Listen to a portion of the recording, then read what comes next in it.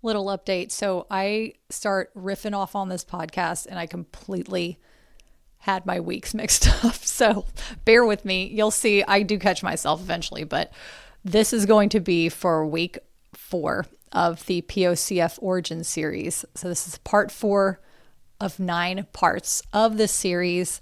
So no matter what I say in the first 1 minute of this podcast, I will get back on track, but I just wanted to give you a little heads up. So thank you for tuning in, and here we go. Hi, and welcome back to the final series of the Partners of Commercial Fishermen podcast before we do an epic rebrand for 2026. But this is a love letter to all of the Partners of Commercial Fishermen and the community that we've built over the last 6 freaking years. Can you believe it? So this is episode number 3 of the series.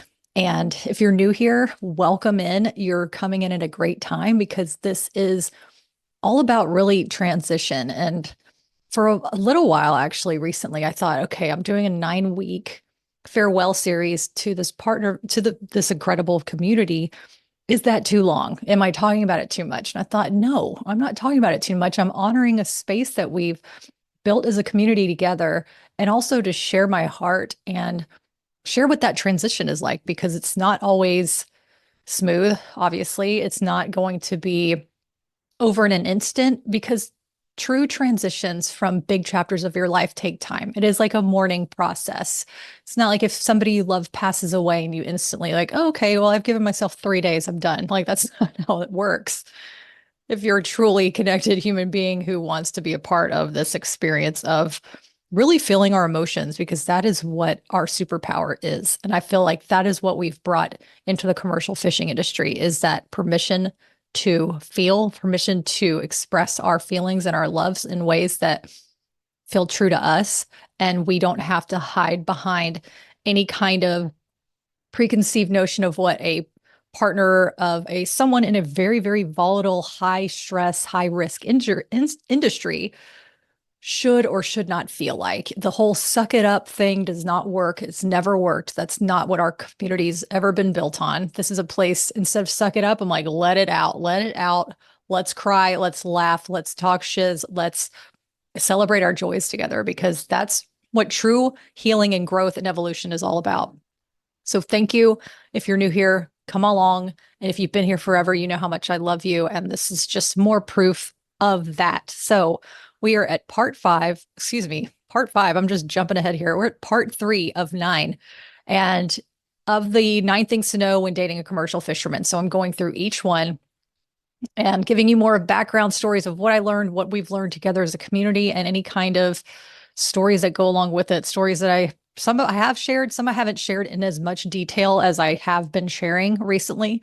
Last week's episode is one of those particular episodes where I went on a hero's journey of how it even got to a place of, well, I guess how I got to that place of feeling completely isolated and alone and super depressed. And really where that darkness came was out of that came our beautiful Partners of Commercial Fishermen community. And so it's more proof that your vulnerability is your biggest strength, and lean into that, even when it feels scary, because there are other people out there that understand what you're going through and you are not alone.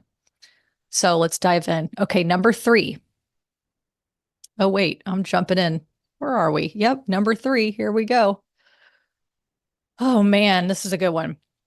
Oh, wait, I'm sorry. We're at number 4. This is how it feels. Okay. I have been trying to keep organized with all of my notes, and this is where we are. And am I going to delete this and start over? No, we're going to talk about part 4. This is part 4 of the POCF Origin series.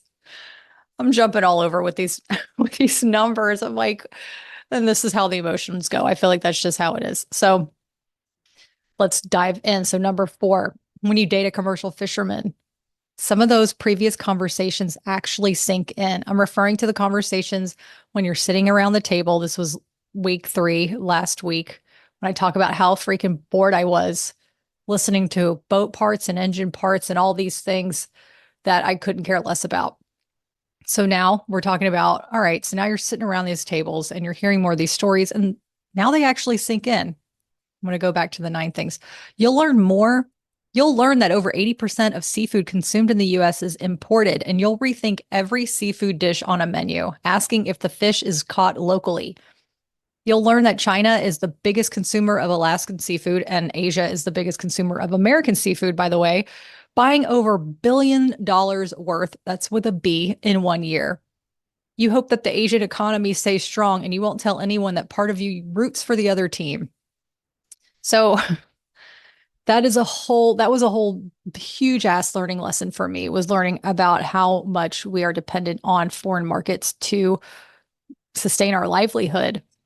And like I mentioned before, these conversations, I'd nod my way through it, as they were talking about fishing economics, and I'd be polite, but I'd be completely lost. But then something unexpected started to happen. The information actually stuck.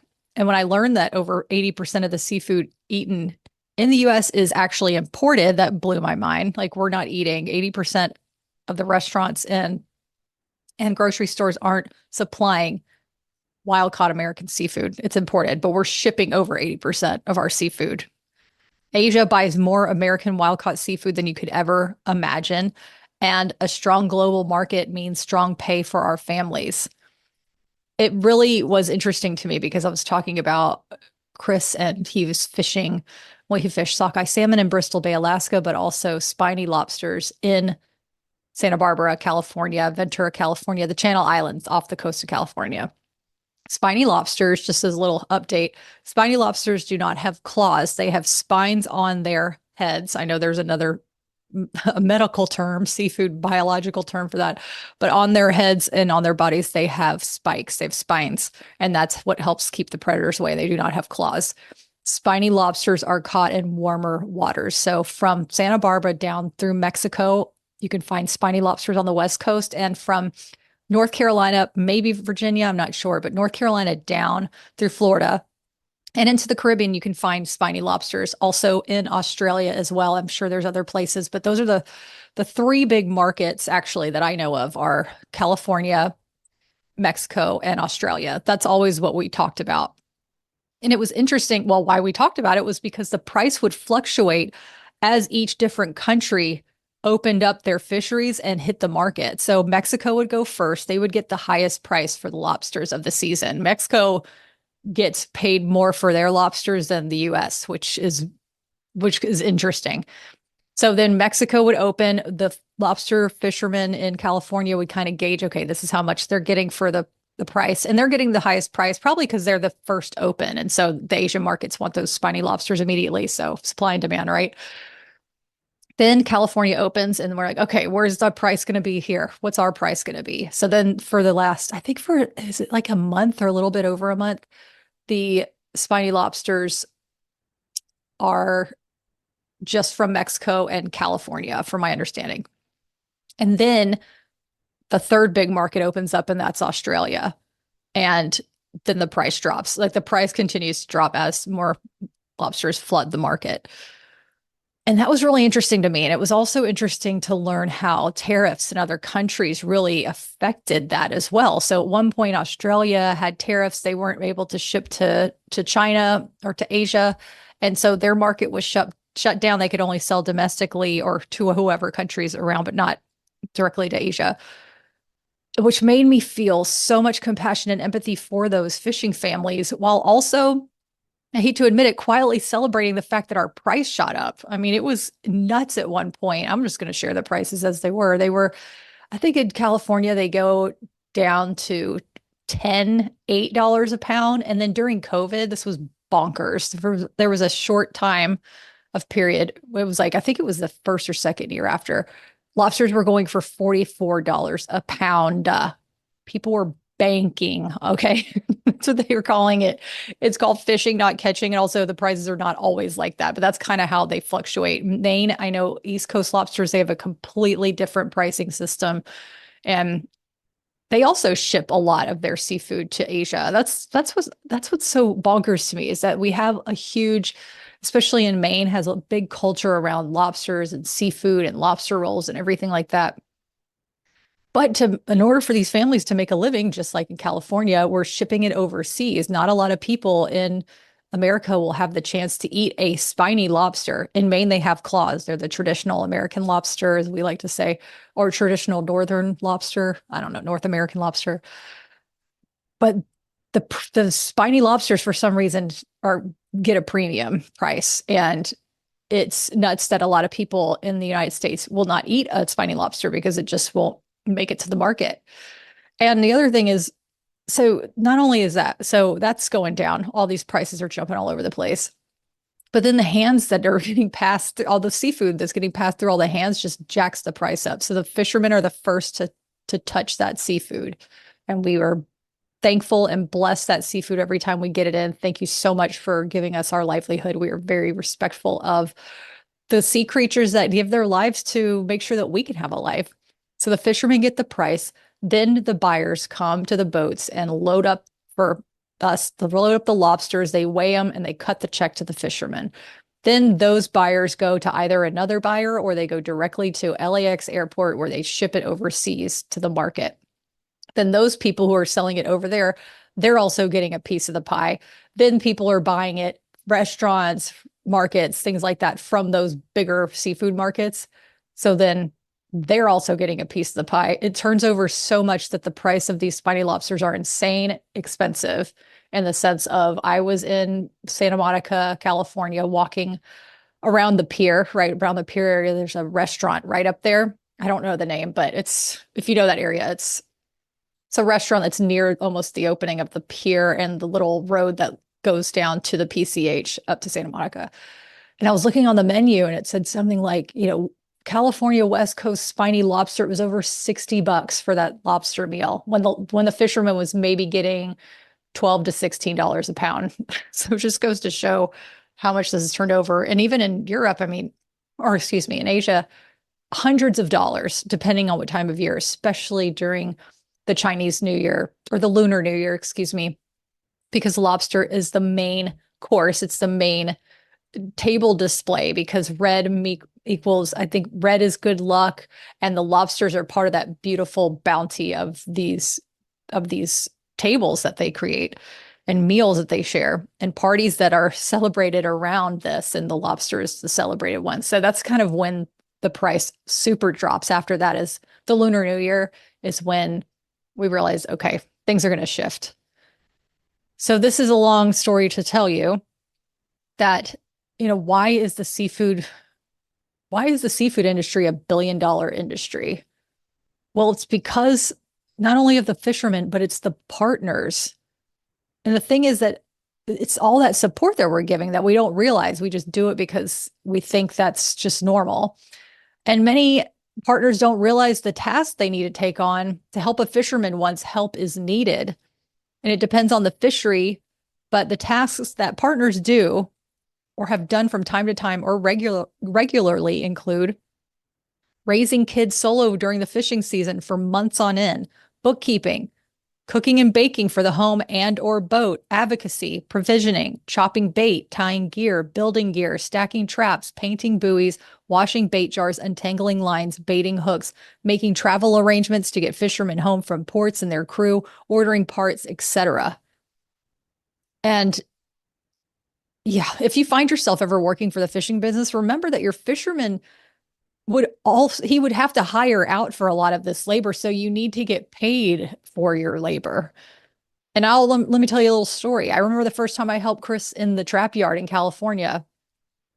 I insisted he didn't pay me because I was there to help and save money. His deckhand couldn't make it. So I was like, I'll just roll up my sleeves and do it. Then we start working and it was freaking hard. It was heavy. It was hot. It was dirty. I quickly changed my mind. I said, not only am I getting paid, but we're going to dinner after this because this is insane. A lot of work. And it also really made me appreciate all the work that he does to have this incredible career that he made out of thin air, really. He's a son of a fisherman, but he bought his boat. He built the whole business from the ground up and leased the permit from his father. But other than that, it was all Chris. And it really, really helped me gain more respect for him than I knew what he was doing. And, I was happy that I mentioned that because I was proud that I voiced my needs and I acknowledged my contribution.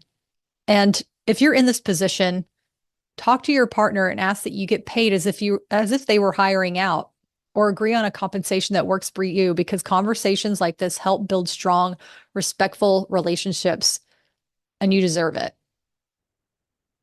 And it was learning about all these other tasks that partners do. It was during interviews. Like after I wrote 9 Things to Know When Dating a Commercial Fisherman, I started writing more about the lifestyle, but then I started interviewing the women that had emailed me and said, oh, I can totally relate. And they were so kind and open to be able to share their lives and put themselves on the blog and show pictures and explain what kind of challenges and joys that they go through, whether they're in the Northern Hemisphere, Southern Hemisphere, you name it. And that realization hit me that partners aren't just along for the ride, they are part of the industry. They might not set the gear or run the boat, but they keep life going at home. They manage the finances and logistics. They hold the emotional weight of uncertainty and stay strong for their families. They support transitions and any kind of recovery needed. They advocate for the fisheries, and they make sure they can keep doing what the fishermen can keep doing, what they love. They give the fishermen freedom to just focus on fishing. They don't have to worry about the bills. They don't have to worry about getting a present for their family, or these family get-togethers, or not showing up for their kids' recitals or whatever it is. Because the partners are doing it, a lot of the time they're running the business. Partners may not be on the boats, but they are the strength that keeps all the boats afloat.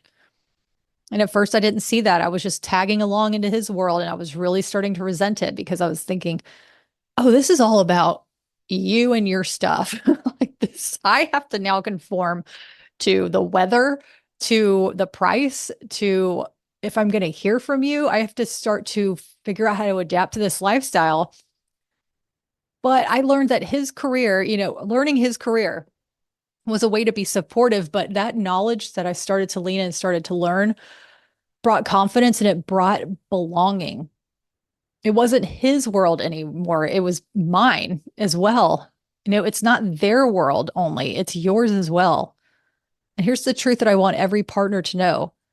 You're not behind the scenes. You are the backbone of this industry. Your stability allows them to face harsh seas and feel supported. Your support keeps their dreams alive. Your emotional labor holds this life together. So if you've ever felt like an outsider, invisible at the table, or unsure where you fit, I see you. I want you to feel this in your bones. You belong here. You are a vital part of the story, and none of this would happen without you. Understanding the industry isn't just about facts. It's about realizing your place in it. And that knowledge brings pride, purpose, presence, and peace. And that moment you know your worth, the whole landscape changes.